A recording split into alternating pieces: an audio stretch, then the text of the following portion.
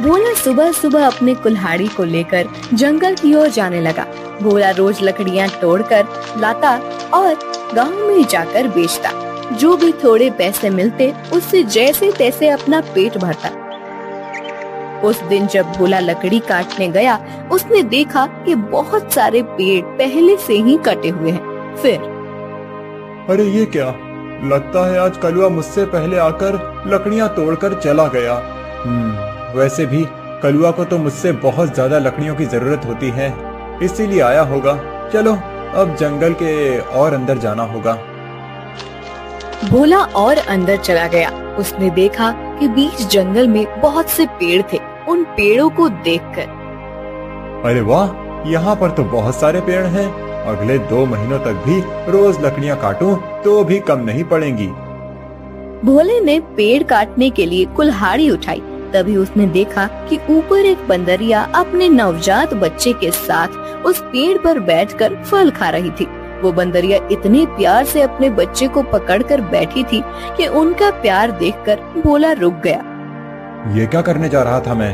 अगर मैंने ये पेड़ काट दिया, माँ बंदरिया और उसके बच्चे का घर टूट जाएगा।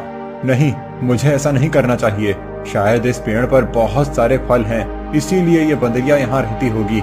चलो मैं कोई ऐसा पेड़ काटता हूँ जिस पर किसी जानवर या पंछी का घर ना हो। भोला और आगे चला गया। उसने अपनी जरूरत के अनुसार लकड़ियाँ काटी और उन्हें बेचने चला गया। ऐसे ही दिन बीतते रहते हैं। भोला रोज उस बंदरिया और उसके बच्चे को देखता। कभी कभी भोला बंदरिया को खिलाने के लिए घर से रोटी भी ले आता। एक दिन जब भोला लकड़ी काटने गया, तब उसने देखा कलुआ उसी पेड़ पर कुल्हाड़ी चला रहा था जिस पेड़ पर उस बंदरिया रहती थी। कलुआ को उस पेड़ को काटते देख, अरे कलुआ, ये क्या कर रहे हो? ये कैसा सवाल है? भगवान ने आंखों की जगह बटन लगाकर भेजा है क्या? दिखाई नहीं देता? लकड़ी काट रहा हूँ। वो तो मैं देख रहा हूँ कलुआ, लेकिन इस पेड़ की लकड़ी क्यों काट रहे हो? किसी और पेड़ की लकड़ी काटो। पेड़ पर देखो, एक बंदरिया का घर है, उसके साथ उसके नवजात शिशु भी हैं कलुआ। तो क्या हुआ? वो बंदरिया किसी और पेड़ पर चली जाएगी। इतने सारे पेड़ तो हैं। लेकिन कलुआ, लेकिन वेकिन कुछ नहीं। चल निकल जा यहाँ से। आया बड़ा मुझे सिखाने वाला। और सुन, इस पेड़ को तो पूरा मैं ही काटूंगा। ये ध्यान रखना, तुझे चाहिए तो कहीं और चला जा, नहीं तो ये देख रहा है ना कुल्हाड़ी, मुझे जरा सी भी देर नहीं लगेगी इस कुल्हाड़ी को तुझ पर चलाने में। कलुआ पेड़ काटने लगा। भोला बेचारा चाह कर भी कुछ नहीं कर पाया और आगे चला गया। दोपहर के समय जब भोला जंगल से लौट रहा था, तब सपने देखा कि कलुआ ने वो पूरा पेड़ काट डाला था।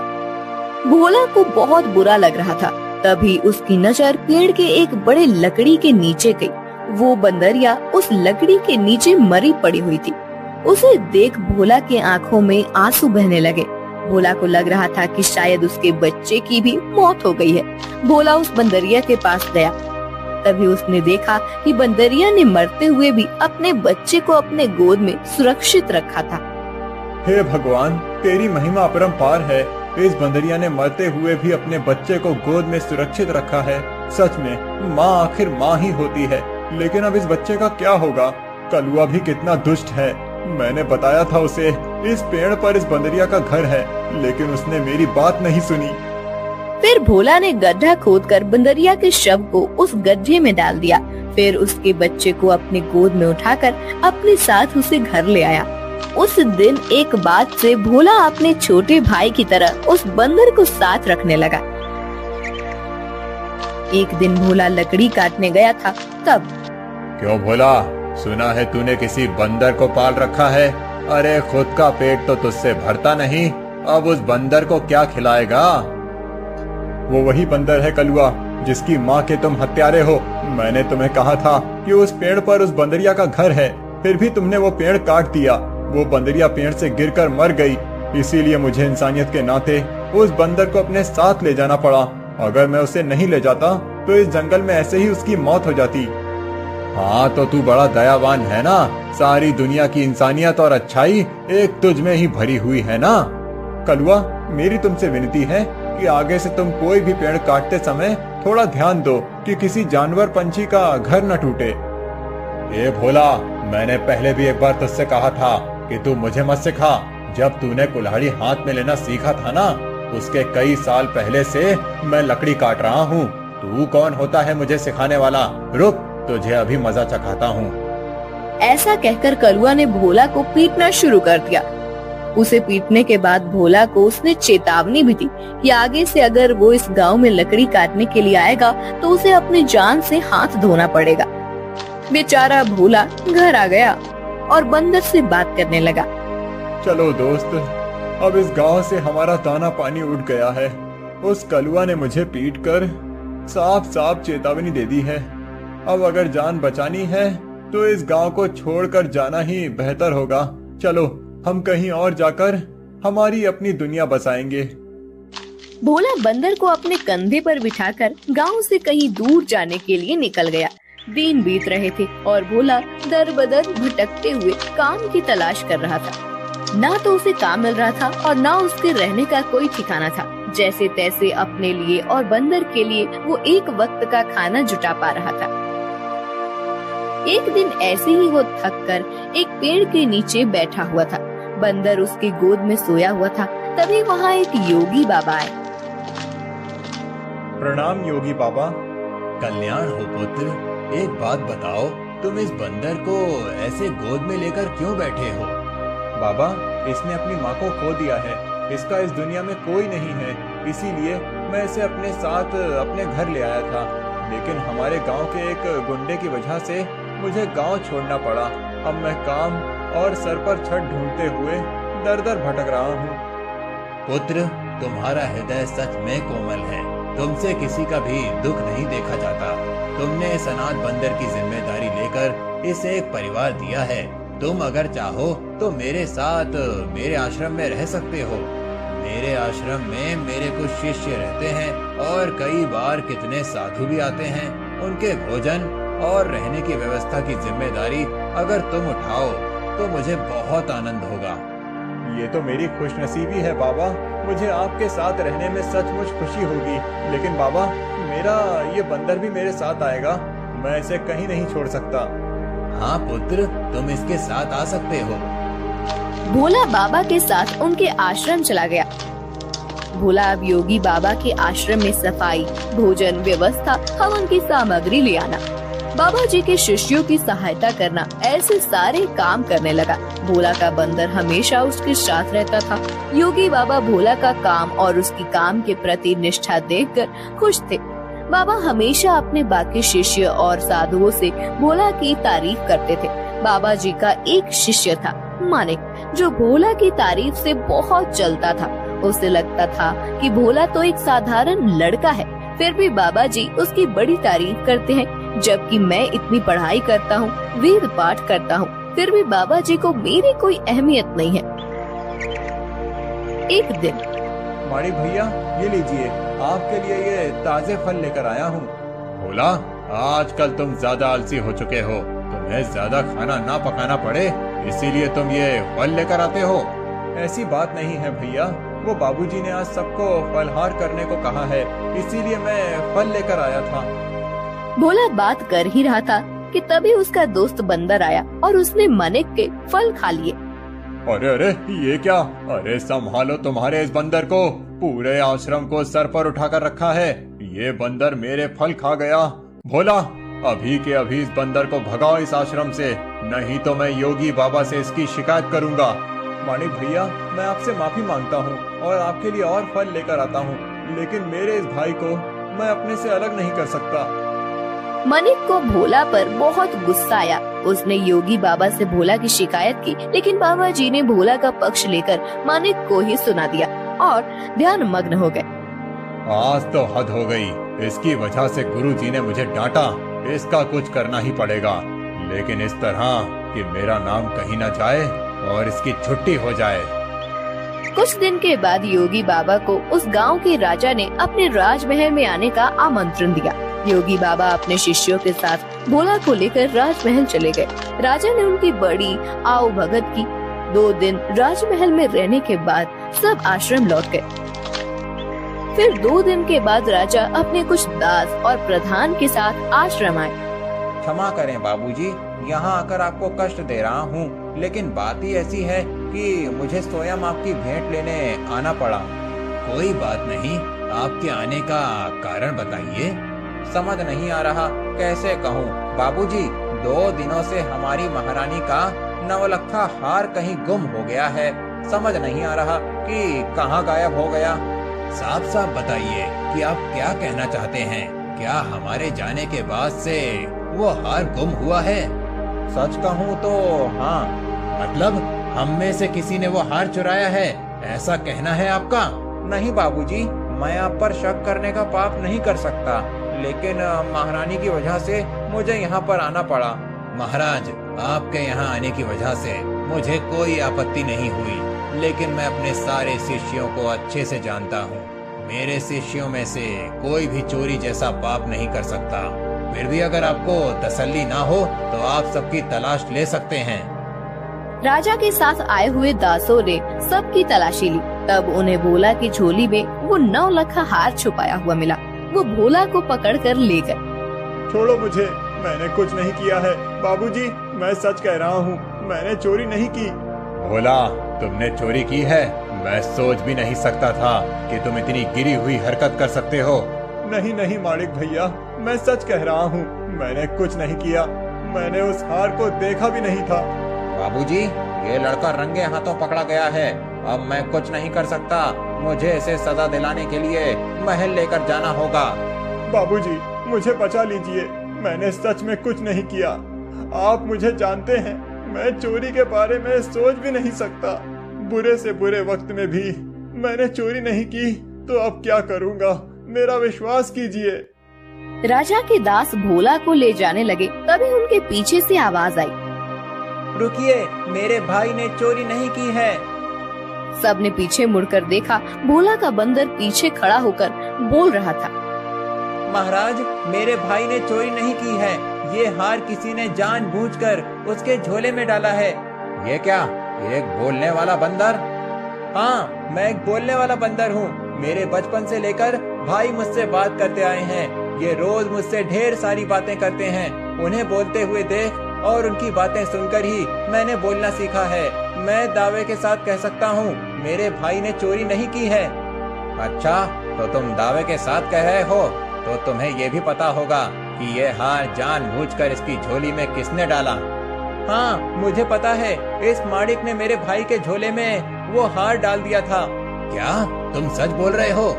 नहीं नहीं बाबूजी, ये झूठ बोल रहा है, मैंने सच में चोरी नहीं की है। तुम्हारी लड़खड़ाती हुई जुबान ने सब सच कह दिया है माड़िक। मैं कभी सोच ही नहीं सकता था कि तुम ऐसा करोगे। सच सच बताओ, तुमने चोरी क्यों की? और उसका इल्जाम बेचारे भोला पर डालकर क्या करना चाहते थे तुम? मानिक ने अपनी जलन के बारे में सब सच सच बाबा जी को बता दिया। महारानी के हार की चोरी के जुर्म में मानिक को पकड़ लिया गया। फिर, भोला, तुम्हारा ये बंदर सच में बड़े काम का है। ये हमारे राज्य की बड़ी मदद कर सकता है। मैं चाहता हूँ कि तुम इसके साथ हमारे राज्य के गुप्तचर बन जाओ और हमारे शत्रुओं की गतिविधियों पर नजर रखो। इस बंदर पर किसी को शक नहीं होगा और तुम आसानी से सब पर नजर रख पाओगे। इस काम के बदले में तुम्हें बहुत धन दिया जाएगा। राजा जी की बात भोला को सही लगी। योगी जी ने उसमें हामी भरी। भोला अब राज्य का पहला ऐसा गुप्तचर बन गया जिसका साथ ही एक बंदर था।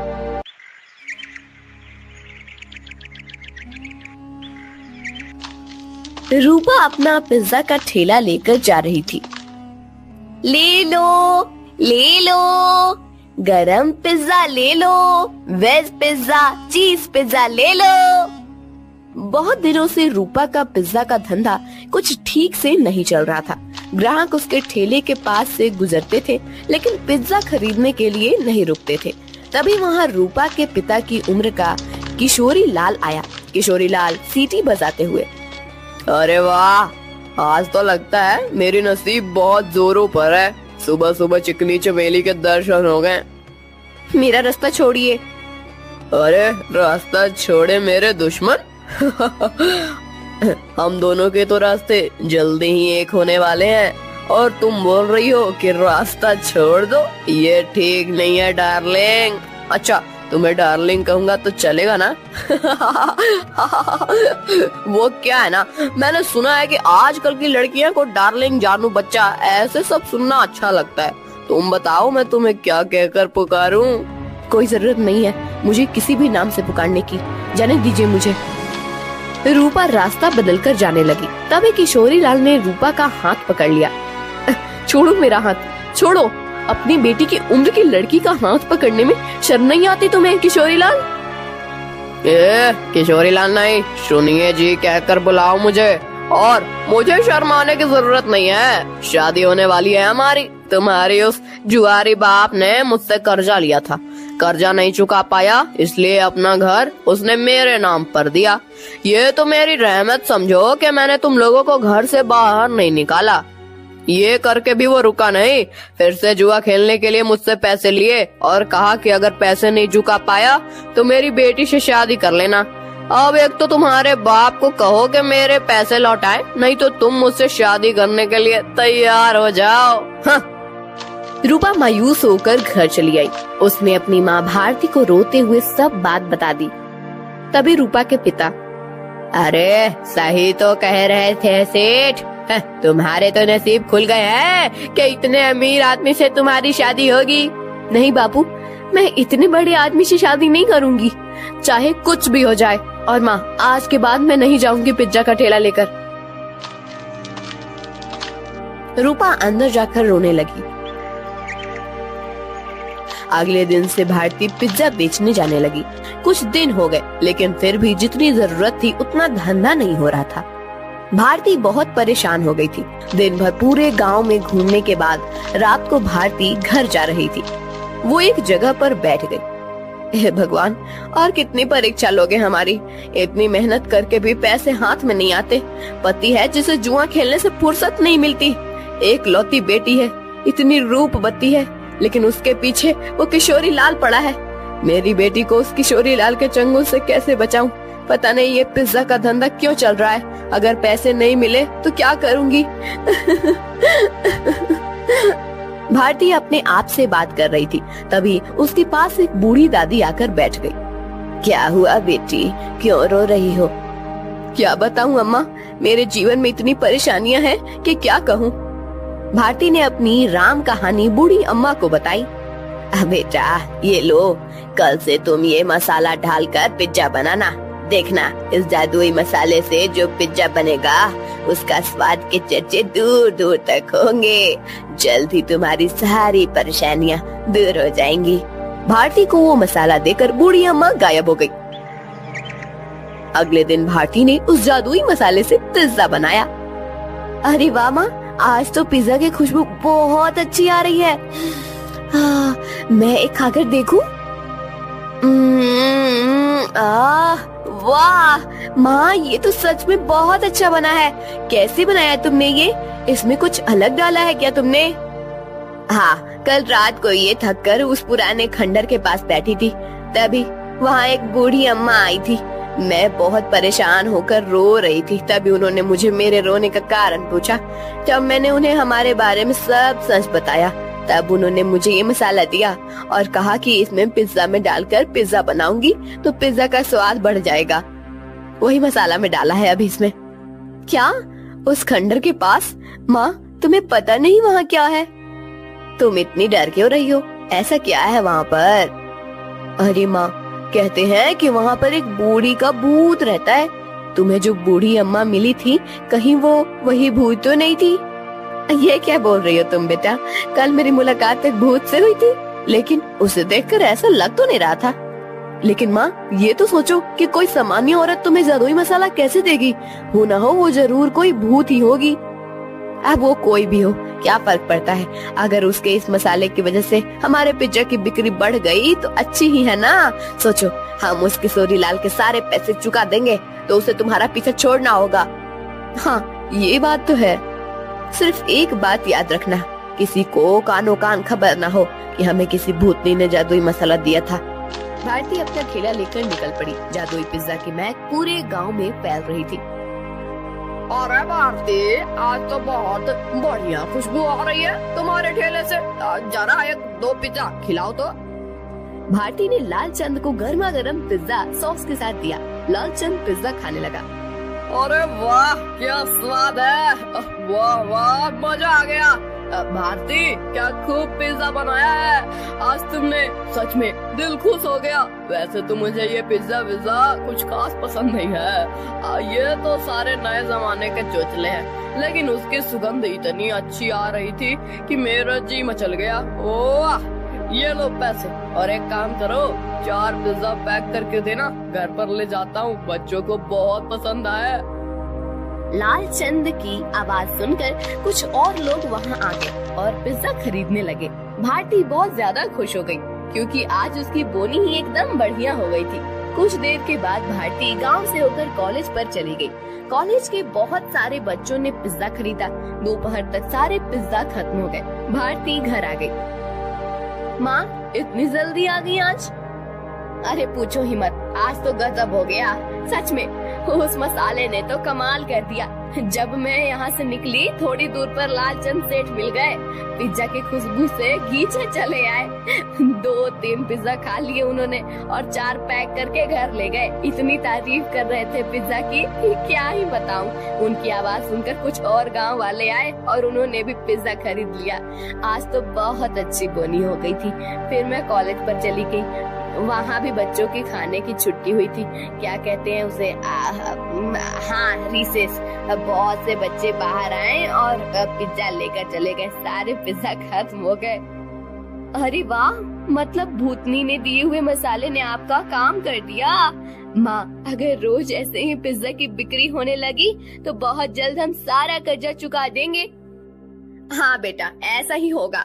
एक दिन रूपा मैं सोच रही हूँ कि मैं दोपहर को घर आ जाती हूँ, बाद में पूरा टाइम मैं खाली बैठ रहती हूँ, तो क्यों न शाम के समय भी पिज्जा का ठेला लगाना शुरू कर दूँ। लेकिन माँ तुम कितना काम करती हो, शाम को भी काम करोगी तो थक नहीं जाओगी? थक तो जाऊंगी लेकिन सोचो मुनाफा भी तो दुगना हो जाएगा। अगले दिन से भारती शाम के समय भी जादुई पिज्जा का ठेला लगाने लगी। उसे दुगना मुनाफा होने लगा। कुछ दिनों में भारती के पास बहुत सारे पैसे जमा हो गए। एक दिन वो कर्ज के सारे पैसे लेकर किशोरी लाल के कोठी पर चली गई। आओ आओ भारती, आज सुबह सुबह मेरी कोठी पर लगता है शादी की बात करने आई हो। किशोरी लाल मैं पागल नहीं हूँ जो मेरी रूपवती बेटी का हाथ उसके बाप की उम्र के आदमी के हाथ में दे दूं। बिल्कुल तुम पर ही गई है तुम्हारी बेटी।